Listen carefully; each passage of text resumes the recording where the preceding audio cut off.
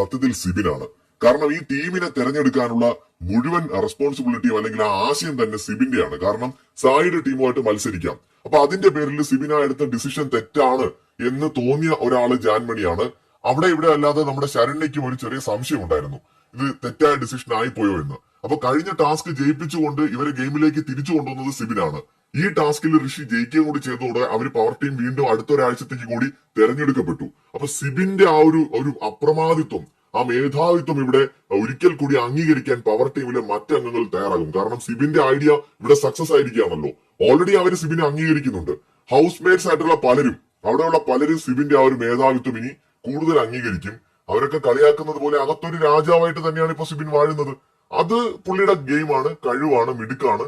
Decision എടുത്തത് success ആയിട്ട് വന്നു. ഇതിൽ ജയിച്ചതോടുകൂടി കൂടുതൽ ശക്തനായിട്ട് മാറുകയാണ് സിബിൻ. അതേസമയത്ത് ഗബ്രിയാൻ ടീം ഒട്ടും ഹാപ്പി അല്ല. എന്തായാലും ബാക്കി വിശേഷങ്ങളൊക്കെ